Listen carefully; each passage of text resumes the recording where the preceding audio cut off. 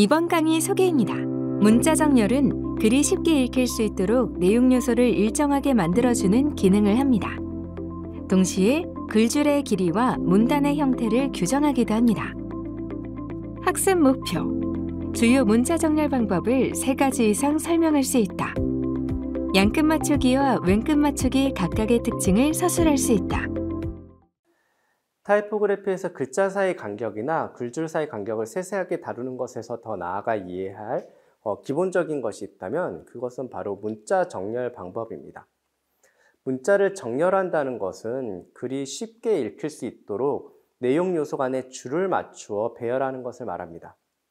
문자의 정렬은 넓게 보아 글줄이 시작되는 부분을 독자가 쉽게 알아챌 수 있도록 유도하는 것이라고 할 수 있어요. 활판 인쇄 시대로 다시 돌아가 봅시다. 하나의 인쇄판을 만들기 위해 개별 글자, 활자를 하나씩 배치해 전체 글줄이 일정하게 놓여질 수 있도록 합시다. 이때 활자가 배치되는 기준, 그리고 알맞게 놓여지는 기준이 문자 정렬의 출발이라고 할 수 있겠어요. 디지털 시대로 넘어와서 이러한 문자 정렬 방식이 훨씬 더 자유로워졌습니다. 일반적으로 사용되는 문자 정렬 방식은 기본적으로 5가지가 있습니다. 양끝 맞추기, 왼끝 맞추기, 오른끝 맞추기, 그리고 가운데 맞추기, 엇갈리기. 엇갈리기는 불규칙한 맞추기라고도 합니다. 이렇게 5가지 방식을 문자 정렬의 5가지 방식이라고 할 수 있고, 과거에는 인쇄 조판 용어의 영향으로 판짝의 5형식이라는 용어로 사용되기도 했습니다. 이러한 인쇄 매체의 영향을 받은 용어들은 아직까지도 타이포그래피를 이야기할 때 자주 등장합니다. 참고로 엇갈리기 방식은 앞에 4가지 방식 이외의 모든 유형을 포괄할 수 있기 때문에 변수가 많아서 구분하기에 다소 무리가 있다는 생각이 들 수도 있어요. 문자를 정렬하는 방식을 유형화하는 이유는 읽기 방식이 어느 정도 양식화되어 있어서 우리가 학습되어 있는 것을 구분지을 수 있기 때문인데요. 특히 본문용 타이포그래피에서는 이러한 양식이 글을 전달할 때 매우 중요하게 작용됩니다. 이번 시간에는 일반적으로 가장 사용 빈도가 높은 3가지 문자 정렬 방식인 양끝 맞추기, 왼끝 맞추기, 그리고 가운데 맞추기를 우선적으로 다루고 추가적으로 그 밖에 살펴볼 수 있는 몇 가지 방식을 묶어서 다뤄보도록 하겠습니다. 양끝 맞추기는 오른쪽 끝과 왼쪽 끝을 맞추는 것으로 균등 배치, 영어로는 justify, justified라고 표기합니다. 양끝 맞추기는 보통 텍스트 영역이 균일한 사각형을 이루게 되고, 그리고 일반적으로 마지막 줄은 왼쪽 정렬이 됩니다. 특별히 의도한 경우에 마지막 줄을 가운데 정렬 또는 오른쪽 정렬로 설정하는 경우도 있어요. 참고로 마지막 줄을 강제로 전체 글줄의 길이와 동일하게 설정하는 것을 강제 양끝 맞추기라고 하는데요. 이때 판면에 놓인 글의 전체 형태가 정확하게 사각형을 이루게 됩니다.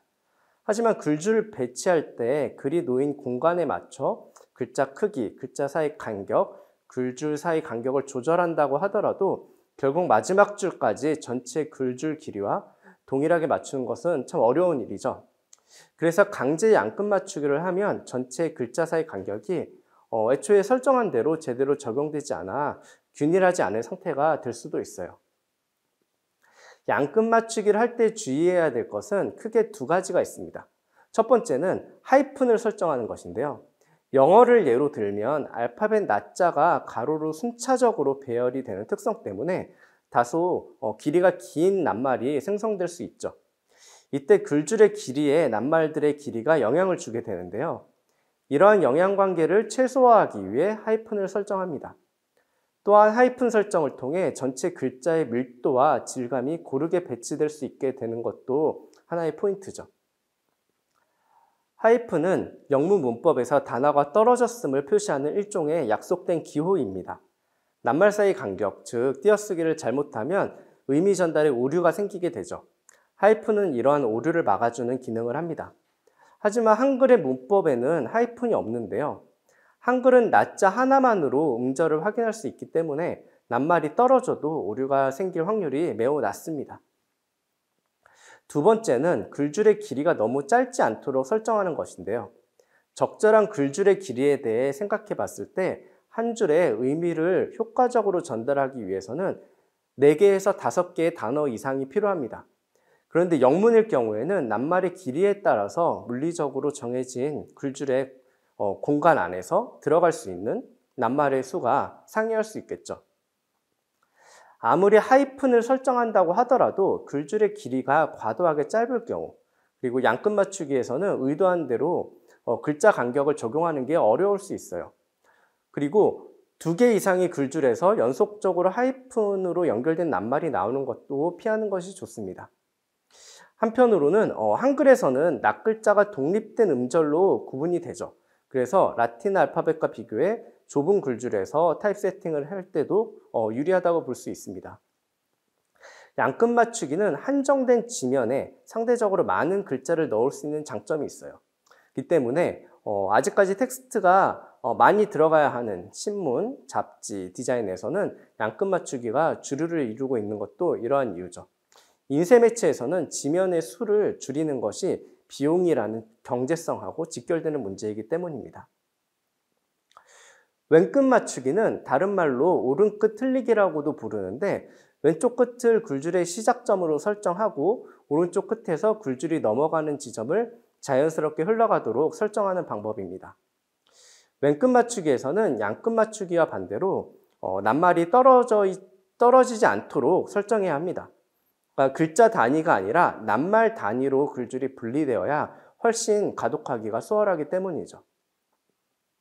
왼끝 맞추기에서 신중하게 접근해야 하는 것은 오른끝 틀리기의 모양을 자연스럽게 만들어주는 것인데요. 이때 자연스럽다는 형태의 기준은 특정 형태로 보이거나 반복된 패턴을 나타나지 않게 하는 것이죠. 예를 들어서 유사한 글줄의 길이가 3줄 이상 반복된다면 이러한 모양이 패턴처럼 보여서 오히려 부자연스러운 혹은 의도된 형태로 인식할 수 있게 됩니다. 그리고 들어가고 나가고의 그 변화폭도 중요한데요. 예를 들어서 글줄 간의 차이가 글줄을 4등분 정도 했을 때 이상으로 차이가 난다면 시각적으로 불편한 형태로 인식할 수 있죠. 디자이너들이 정교한 타이포그래피를 고민할 때 오른끝 틀리기의 형태에 대해 많은 고민을 하게 됩니다. 텍스트의 모양 만들기라는 관점, 영어로는 쉐이핑 텍스트라는 관점에서 보다 보기 좋은 판면의 형태는 기능과 함께 미세한 신미성을 동시에 다루는 영역이라고 할 수 있죠. 20세기 이후 신타이포그래피 운동에서 맨끝 맞추기가 시작되었다고 알려져 있습니다. 이전까지 고전적 양식에서는 양끝 맞추기가 주류를 이루고 있었는데요. 글자를 판면에 배열할 때 보다 수월할 뿐만 아니라 낱말이 끊어지지 않아서 독서의 흐름을 방해하지 않는다고 판단해 볼 수 있습니다. 장식보다는 기능에 우선하는 20세기 이후의 사조와 맞닿아 있는 관점이라고 볼 수 있는데요. 로빈 킨로스는 왼끝 맞춤글 영시라는 글에서 양끝 맞추기가 20세기 이전의 규범적이고 빈틈없는 격식을 반영했다고 한다면 왼끝 맞추기는 자유롭고 격식에 구애받지 않으며 자율적이다 라고 강조하기도 했죠. 양끝 맞추기와 왼끝 맞추기는 각각 나름의 특징이 있기 때문에 어느 쪽에 더 가치를 두어서 사용해야 한다고 판단할 수는 없습니다. 하지만 설명한 바와 같이 글줄의 정렬 방식에는 기술적인 배경과 함께 형태에 대한 시대적 가치관, 이런 것들이 남긴 유산이 배어 있다고 할 수 있죠. 가운데 맞추기는 가운데로 모든 텍스트가 정렬되어서 단락의 양끝이 모두 균일하게 흘려져 있는 형태를 가집니다. 따라서 가운데 맞추기 역시 낱말이 떨어지지 않도록 하는 것이 중요하죠. 가운데 맞추기는 글줄의 양끝 맞추기나 왼끝 맞추기랑 달리 글줄의 시작점이 계속해서 바뀌는 형태입니다. 그래서 너무 많은 글줄을 가운데 맞추게 하면 아무리 글자 간격과 글줄 간격을 정교하게 구성한다 하더라도 좋은 가독성을 확보하기가 어렵죠. 그래서 가운데 맞추기는 발췌한 글이나 제목 혹은 보조 텍스트 등에 주로 사용됩니다. 가운데 맞추기에서 주의해야 할 점은 놓여진 글줄의 길이 차이가 너무 과도하지 않게 설정해야 한다는 것이 있고요. 그리고 일반적으로 5줄 이내의 글줄일 때 가운데 맞추기가 유효한 글의 양으로 판단해 볼 수 있어요. 이 밖에 다른 문자의 정렬 방법을 살펴볼 건데요. 오른끝 맞추기는 왼끝 맞추기의 반대라고 보면 됩니다. 하지만 왼쪽에서 오른쪽으로 가독할 때 시작점이 계속해서 변화하기 때문에 가독성 확보가 어려움이 있어요. 그래서 잘 사용하지 않죠. 특히 5줄 이상의 많은 글줄을 설정할 때는 보통 사용하지 않는 것이 효율적이라고 판단하는 것이 좋겠습니다. 엇갈리기는 다른 말로 불규칙한 맞추기라고도 하는데요. 엇갈리기 방법은 글줄의 주목도를 더 높이고자 할 때 사용합니다. 디자인적인 효과를 적용하는 것이죠. 근데 이 정렬 방법은 비대칭의 효과를 통해서 흥미로운 시각 효과를 기대할 수는 있어요. 하지만 동시에 산만할 수 있으니까 주의해서 사용하는 것이 좋습니다. 그 밖에 텍스트 둘러싸기라는 것이 있는데요. 이미지의 외곽을 따라서 글자가 배치되도록 하는 둘러싸기 방식입니다.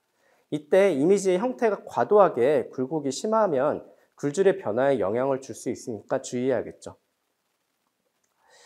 한편으로는 이 밖에 한중일 문화권에서 사용하는 세로쓰기 방식도 알아두면 좋을 것 같습니다. 세로쓰기에서는 글자의 분리와 단어의 분리를 생각해서 사용하는 것이 좋습니다. 학습 정리 1. 문자 정렬의 5가지의 방식은 양끝 맞추기, 왼끝 맞추기, 오른끝 맞추기, 가운데 맞추기, 엇갈리기가 있다. 2. 문자 정렬은 글자 사이 간격과 글줄 사이 간격의 설정에서 더 나아가 타입 세팅의 기본이 된다. 해당 영상에 사용된 자료 출처는 출처 목록 구조처에서 다운로드 가능합니다.